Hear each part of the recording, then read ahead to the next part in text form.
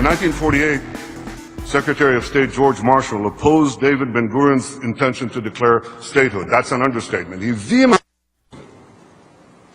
But Ben-Gurion, understanding what was at stake, went ahead and declared Israel's independence. In 1967, as an Arab noose was tightening around Israel's neck, the United States warned Prime Minister Levi Eshkol that if Israel acted alone, it would be alone. But Israel did acted alone to defend itself. That's Benjamin Netanyahu addressing AIPAC earlier this morning. He then went on to also talk about the nuclear reactor that Israel blew up in Iraq, and he listed a couple of other things to make the point that the U.S. has opposed Israel on many instances, but Israel has had to do what it had to do. Joining us now is Roger Simon, co-founder and CEO emeritus of PJ Media, and award-winning novelist. Hello, Roger. Hi, Steve. Good to talk to you. What do you make of what's happening here? He gave a little preview today. He didn't get into the details. He said he wouldn't. Did he set the table nicely for tomorrow, do you believe? Yeah, I mean, he did what he had to do. I mean, listen, the guy's a great public speaker. I think that's part of the reason Obama's afraid. Actually, if you were to go head-to-head of who's a better public speaker, I'd give the nod to Netanyahu. Yeah, no, absolutely, without a doubt. When Netanyahu also went on to say, and I think this is all setting the stage for Israel to do what it has to do, pointing out the times that they disagreed with each other and they were warned by the U.S., and also saying that throughout 2,000 years, Israel didn't have a country, didn't have a voice, didn't have a defense, didn't have a place to go. Never again, no more. Israel will do what it has to do to defend herself. I think he's setting the stage for justifying military action that Israel may need to take. Do you agree with that? 100%. I mean, whether they will take that action is another question. But, right now, I've been reading reports in Stratford and elsewhere that Iran is sending its Revolutionary Guard troops and Hezbollah troops to the Israel border on Lebanon and Syria at once. So, it's not like they're playing games. And, the odd thing in the whole thing is Obama seems to be in love with Iran. Yeah, I'm sorry that we're having some technical difficulties in our ear, Roger. I know that's distracting you, and it's distracting me a little bit, but I think it's been rectified. Okay. What do you make of the report, Roger, that you wrote about it?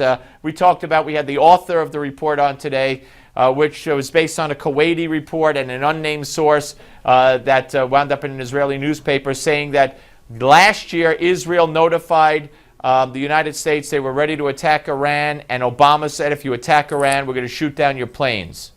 Yeah. Well, when I saw that, I went, whoa. And actually, I kind of believed it was possible. But we checked with some sources that are friends of PJ Media, particularly one source who's very, very high-ranked retired military. And this person, I won't identify him or her, said that actually it's not possible for the U.S. to do that anymore. Because ever since Obama really pulled us back in Iraq, as we know, right, around 2008, 2009, we don't have the real capability of stopping Israel from doing something like that. I mean, they would move so fast that the American jets wouldn't be there. They're not there. And if we ramped up to do that, if the U.S. ramped up to do that, which would be unconscionably stupid, but if they did, it would be so well known to all at hand that it wouldn't mean anything. So in other words, that report, according to our source now, look, it's source versus source. Right. Was not accurate. Well, but you also say that an alternative to that, if the U.S. wanted to do something, would be to alert Iran. Would you put that past this president? Because I wouldn't. Unfortunately, I wouldn't either. That's what I was leading to when we were having a little technical difficulties. I mean, his love affair with Iran is mighty peculiar. I mean, it's almost as if he's taking sides in the Shiite-Sunni conflict and favoring the Shiites. I don't know why he's doing this, but he is. I mean, if you look at the success of Iran since Obama has been in office, it's extraordinary. I mean, they're all over Lebanon, they're all over Syria, now they're all over Yemen. They've got everybody surrounded. Egypt's nervous, Saudi Arabia's nervous. Yep. And it's all because Obama gave them permission in part. I mean, they did it themselves, but Obama didn't. He wants that deal with Iran so much he's willing to give them everything. I don't.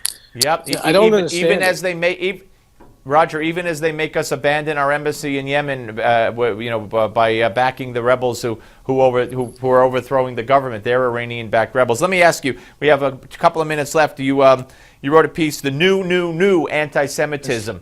Let me ask you, and we might have discussed this, but we now understand that about 30 some odd Congress people will not show up tomorrow for Netanyahu's speech. Most of them, if not all of them, coming from the Congressional Black Caucus. What message does that send to the world? Does it help promote anti-Semitism around the world when they could say, look, all the black Congress people in the U.S. did not come to see the Jewish leader? Worse than that, it's horrible. I mean, I'm an ex-civil rights worker, so it makes me, I'm disgusted. But I'll tell you why I'm disgusted. The message to the world is one thing, but the message to black Americans is horrible.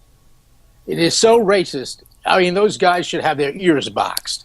It is pathetic. And Obama is not going to Congress because he wants to disrespect.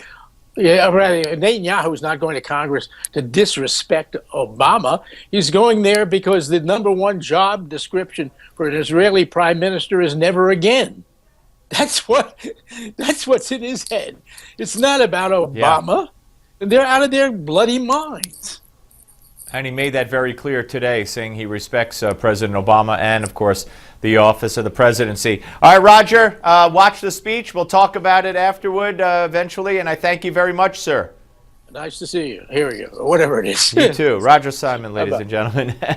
All right, folks, when we come back, you're going to not want to miss this, I promise you.